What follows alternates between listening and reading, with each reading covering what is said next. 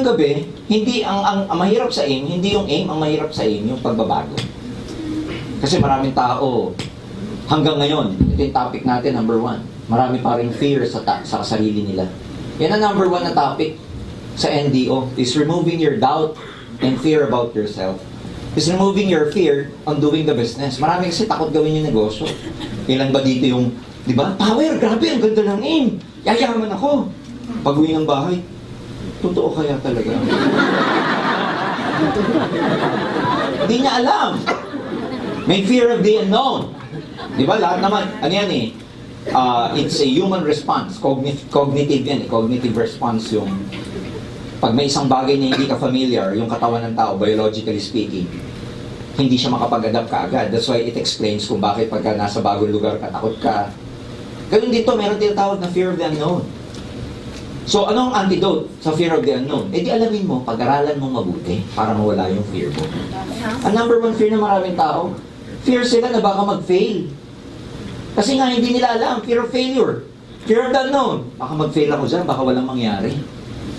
Baka walang sumama sa akin. Baka sayang ang panahon ko dyan. Baka hindi ako makaging katulad ni Roy Cueto dyan. Baka sa inyo lang yan dahil sila, linya nila yan. Ang daming dahilan, baka ganito, baka ganyan. Ang daming tao, puro baka. Yan nagkakanda-kalabaw ang buhay sa kakabaka. You know what I'm saying? Yes. Ladies and gentlemen, failure is not bad. Mag-fail kayo dito, hindi man kayo kumita, first few months, it's part of the process. Ganun talaga. In fact, normal yung hindi ka kumita sa una. Bakit? Hindi ka pa marunong eh. Hindi ka pa magaling eh. What do you expect? Tumatakbo ka na ng 120, bagong driver ka pa lang. Hindi, alam mo, nung bagong driver ka, kahit marunong ka na, pag may kasama ka, di ba kinakausap ka niya? Huwag mo muna akong kausapin. Bakit? Bakit? Kasi hindi ka pa marunong mag-multitask. Gusto mo nakakonsentrate ka lang sa daan. Kaya pag kinakausap ka, mamaya mo na ako kausapin. Pero pag marunong ka na, grabe, may kausap ka na, may ka-text ka pa. Tapos kumakagat ka pa ng McDonald's mo. Tapos may ka-kiss ka pa. Marunong ka na eh. So what do you expect? Pag marunong ka na, you expect efficiency.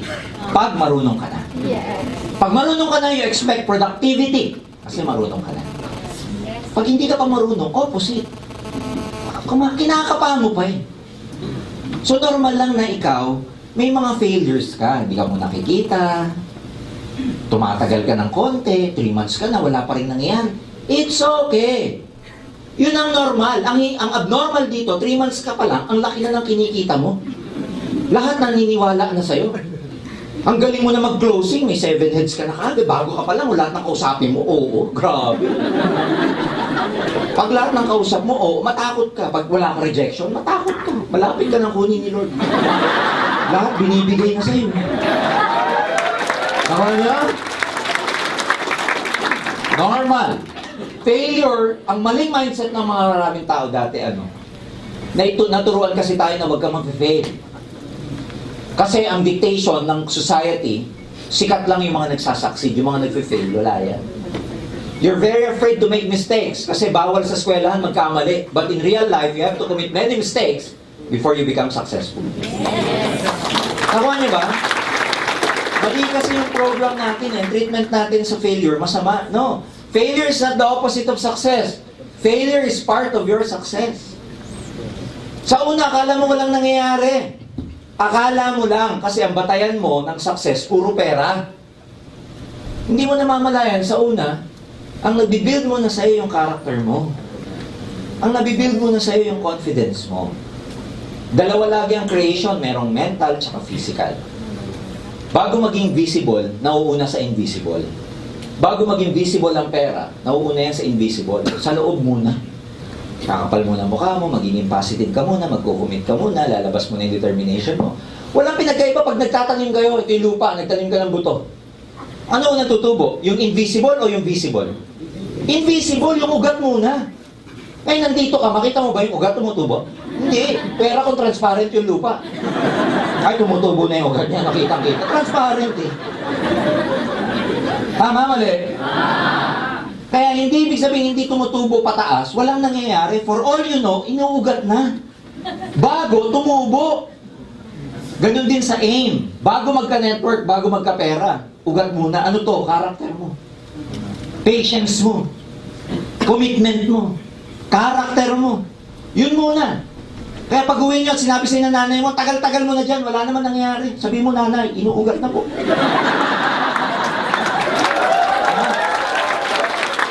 Inuugat na po. Are you getting me? Yes! It's okay to fail.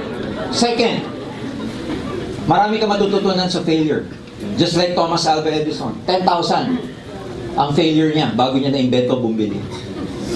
Pero nung sabi niya, nung interview ng journalist, how did you feel? How do you feel that you have failed 10,000 times? Sabi niya, I never failed. I learned that there are 10,000 elements that can never be made into filament. Galing ano? Hindi ako nag-fail, sabi niya. May na-discover ako na 10,000 pala na elemento hindi ko pwedeng gawing filament. O ganun din sa inyo. Pag 1,000 ni-recruit mo at hindi naniwala,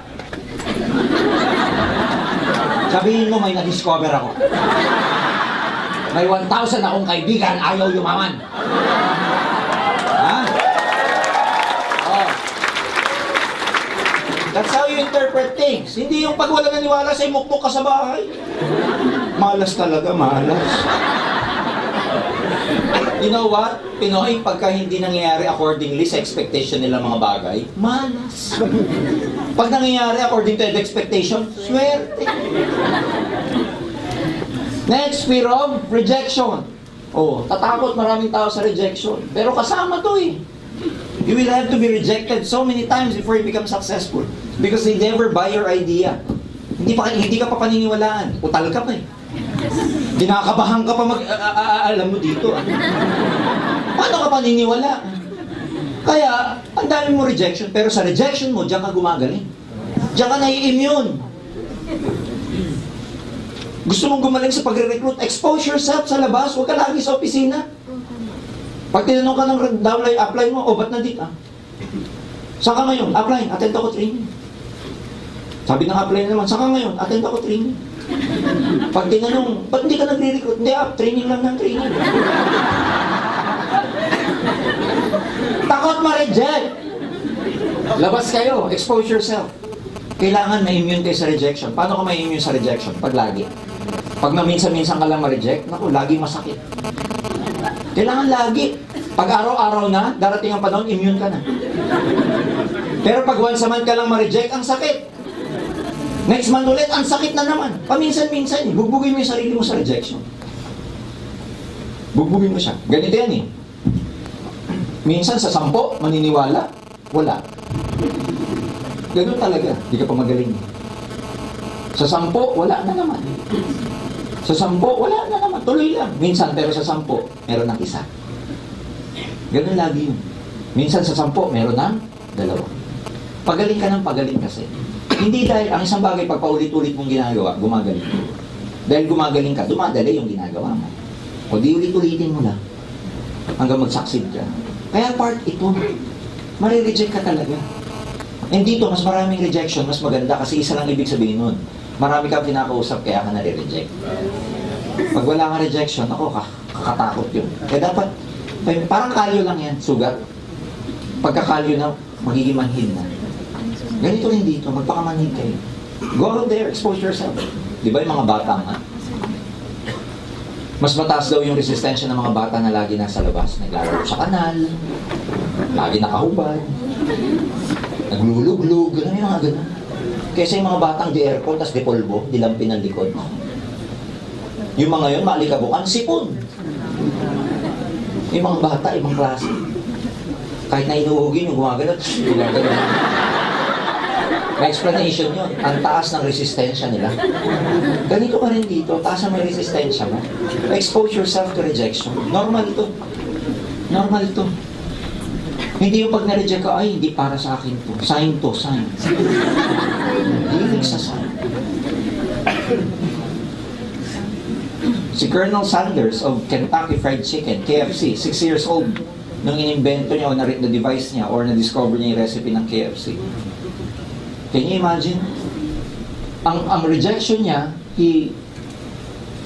almost 1,100 ang kinausap niyang tao. Bago may nagsabing yes. Wala sana tayong KFC ngayon kung, nag-give up siya. Sylvester is alone. When he was, nung pinuldus niya, yung binibenta niya yung script ng Rocky, walang gustong bumili. Kasi ang kondisyon niya, hindi lang ibenta. Ang kondisyon niya, pag binili mo tong script ko, dapat ako actor. Bulol, sinong kukuha sa kanya? Rejection. After rejection. Kaya lang may bumili. Naniwala sa kanya. Nagkaroon ng Rocky. Elvis Presley, when he was trying to get an audition, naggitara sa harap ng manager. Sabi ng manager sa kanya, hindi pa siya tapos. Magbuhat ka na lang, delivery boy, kaysa gitara. They suffered, they faced a lot of rejections before they became successful. Kaya dito pag nare-reject ka, ano yan? Ibig sabihin yan, may ginagawa ka, may attempt ka, kaya ka nare-reject. At hindi ibig sabihin walang naniniwala sa inyo, permanente yan. Hindi ganun. Sa una lang wala, pero habang tumatagal, may maniniwala at maniniwala rin sa inyo. Diba? Kaya, itong dalawang to, dyan meron takot na maraming tao. Second, kailangan, after you overcome your fear, may concept ka, ba't mo ginagawa yung business? You should ask, why you joined AIM Global? Bakit ba ako nag-AIM? Dapat may motivation ka. At dapat malalim to. Pag mababaw, madali kang madi-discourage. Dapat you have a compelling reason why you're doing this. A reason enough for you to wake up every morning. Reason for you to get motivated. Reason for you that in spite of all those rejections, you will still continue doing the business. Like maybe sabihin mo sarili mo, I joined AIM Global because I want to change my life. I joined AIM Global because I want my parents to retire very soon. I joined AIM Global because I want my children to go to a good school. I joined AIM Global for me to pay off my debt. Dahil mo palang utang. Alam mo yung good? Good. Get out of debt. Kailangan meron kang reason ba't mo siya ginagawa. Huwag yung mababaw. And believe me, the bigger reason you have, the deeper the reason, the deeper the why, the easier the how. Madali na yung papano kung alam mo kung bakit nandito ka. Bakit mo to ginagawa? Ano ba yung primary motivation mo ba't mo ginagawa? Unfortunately, iba-iba tayo nun eh. Iba yung why ko sa why ninyo. Pwede nga ako, baliw na ako sa 100,000, pero ikaw, mababa pa sa yung 100,000. Iba-iba tayong level ng motivation. But iisa lang yan. Lahat tayo gusto maging successful in one way or the other. Lahat tayo we want to become prosperous in one way or the other. Eh ngayon, sir, ano ba talaga konsepto ng networking? Dito nyo malalaman bakit nyo kailangan mag-networking, ladies and gentlemen. Number one, this is an opportunity for you to get your dreams. Sabihin mo, dreams. Dreams.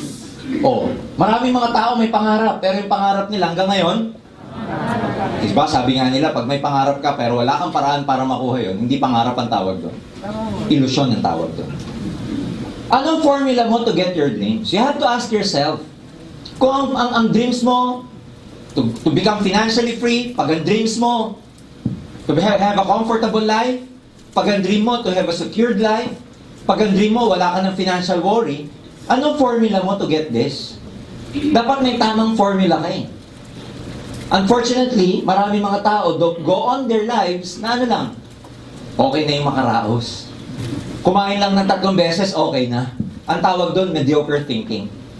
Pero dito sa AIM Global, ladies and gentlemen, lagi naming sinasabi, dream your wildest dreams. Create your own destiny in this business. Ang dami ng tao nakatupad ng pangarap nila. People from all walks of life. Lahat ng background, meron dito. Tricycle driver, meron. Tuyong vendor, meron. Embalsamador, meron. Delivery boy, meron. Housewife, meron. Sales lady, meron. May lawyer, engineer, doctor, clerk, nurses, medtech, lahat. Ibig sabihin, kung sila naging successful, ikaw kaya mo rin maging successful at makuha mga pangarap na dito. Ilan na po? Ilan na? Sa networking sa AIM Global. Lagi naming sinasabi, kung hindi ka sasabay sa nangyayari sa networking ngayon, especially na AIM Global, napapagulihan ka na sa development na nangyayari sa buong mundo. Because more and more people are achieving their dreams. And yet, a lot of people are so passive, hindi nila nakikita yung opportunity ng AIM. Why? Sarado utak. Sarado isip. So let me tell you this. I challenge you. If you will never do AIM Global, what are your ways or what are your means to achieve your dreams? Very simple. Kung hindi ka mag-AIM Global, saan ka pakikita ng 100,000 piso buwan-buwan na income kung hindi mo gagawin? Hinintay mo yung promotion sa job? Naku, maniwala ka. Hindi mo makukuha. But in AIM Global, 100,000, possible o hindi? Possible. Yan yung mga bagay na naghihintay sa inyo. Number 2, you have a business of your own if you join this business. May sarili kang negosyo. And this is the first step to becoming financially free. Yung kailangan magkaroon ka ng negosyo mo. You must become your own boss. Wala akong masama sa pagiging empleyado. Wala ako. Pero kung ikaw ang direction mo, gusto mo maging financially free and get your dreams, you have to become your own boss. Because as long as you are working for someone else, you'll never become financially free. Unless you're the president of the company. Kasi yung presidente ng kumpanya, empleyado ng board yan eh. Ng board of directors. Kaya sila may presidente. Unless your position, ladies and gentlemen, is a president, well, yayaman ka talaga pag yan ang position mo. Presidente, vice president, CEO, yan ang mga mayayaman sa employment. Pero rank and file ka, maniwala ka sa akin, kailan pa? Kailan pa? Eh minsan ang promotion, ang tagal. Minsan ang movement sa opisina, lateral. Alam niyo lateral? Yung hindi pa angat, pantay-pantay lang. Nilipat ka lang ng departamento. Pero ganun pa rin yung sweldo mo. Can you imagine? Kung hindi ka mag-step up to putting up your own business, eh sa panahon ngayon, ano negosyo ang pwede mong gawin? Mag-franchising ka, pinakamababa, magkano? Mang Inasal, 5 million. 7-Eleven, may 2 to 3 million. Family First, o kaya yung mini-stop, magkano yung mga franchising niya. And ang dilema ng maraming nagtatrabaho, pagka ikaw nagtatrabaho between 8 to 5, ano pang negosyo magagawa mo pagkalabas mo na alas 5? Panggabing negosyo. Balot. Bari, clerk ka sa bangko, 8 to 5. Paglabas mo, balot. Hirap. Ang maganda, ang networking kasi nasa business siya. There are only 4 ways to make money in the world. You can become an employee, self-employed, mag-business ka, mag-invest ka. Employee, sino to? 8 to 5 job. A day's work for days. A day's pay for a day's work. Monday to Friday, 8 to 5, no work, no pay. Self-employed, sino to? Yung they depend on their own talents. Doctors, pag may pasyente, may kita. Dentist, pag may bininutan, may kita. Barbero, ahente, etc. Dati, ang networking at saka direct selling nandito. Pero nung nauso yung leverage, lumipat ang networking, napunta sa business. Ang definition kasi ng business is something na pwede mong iwan, na kahit iniwan mo, kumikita ka pa rin. Yun ang business. Pero kung may business ka na hindi mo kayang iwan, ang tawag doon, small business. Nasa self-employment pa rin siya. The richest people in the world, according to Robert Kiyosaki, siya nag-devise nito, belongs to the right side of the quadrant. Ang nasa right, yung B at saka yung I. Yung I, yung money is working for them already kasi ang dami nila investments eh. Kuha niya siya? And the most miserable people in the world financially, lagi wala pera, nagko-complain, etc. Sabi niya, belongs to the left side, or right side of the quadrant. Ito yung right, ito yung left. So lagi nagko-complain na dito. Unless you make the crossing, unless tumawid ka, hindi ka yayaman. Kaya dapat makatawid ka. Yung ibang tao hindi makatawid. From employment to business. Bakit? Number 1, takot. Kasi ang core values nila, go to school, get good grades, and go look for a good job. Sasabihin ng maraming tao, di bali na dito, basta meron. Di bali maliit, basta sigurado. Dito, kakatakot. Kasi hindi siya nakadesign mag-business. Takot, ayaw labas, pero gustong kumita. Pwede ba dyan sa InGlobal, ang ganda sana, kaya lang yung 7,980 eh. Pwede bang kumita dyan na hindi nagpe-pay-in? Mga ganyan. Kasi ang values ng maraming nandito, takot mag-risk. Ayaw mag-risk. Yun yung core values nila. Ang hindi namamalayan ng maraming tao, especially those who are employees, pag nag-networking ka, ang hindi mo namamalayan, nakatawid ka na. Dalawa na nagagawa mo. Can you imagine how ano advantage mo? Dalawa na ang alam mo. While a lot of your office mates, pag nire-recruit mo, ayaw. Sabi sa akin ng mentor ko before, George, okay lang, ayaw ng kaibigan mo, ayaw ng opisina mo. Sabi ko, bakit? Ikaw kasi, pag nag-networking ka, ikaw, dalawa na alam mo. Employment and business. Engineering and networking. Kasi engineering ako eh. So, ibig sabihin, mas malaki talaga kikitain mo sa maraming tao. Bakit? Isa lang ang alam nila, ikaw, dalawang alam mo. O di ganun din kayo. Marami kayong nire-recruit, ayaw dito. Hayaan mo lang, isa lang alam nila. Ikaw, dalawa na alam mo, yung profession mo at yung networking mo. Kaya, ngayong nakatawid ka na, huwag ka nang babalik. Tama. Yung iba kasi bumabalik pa pag nahirapan, dito na lang, okay lang. Go out of your comfort zone. Ang kalaban nyo, yung comfort zone. Nasanay ka na eh. Dito mahirap talaga dahil hindi ka sanay. Magbibuild ka pa lang eh. Nasa building stage ka pa lang. Ginagawa mo pa lang siya. Kaya mahirap. Pero okay lang, tiisin mo lang. Kasi darating ang panahon, iiwan mo na to, magpo-full time ka na dito. Yes! Gusto niya ba yan?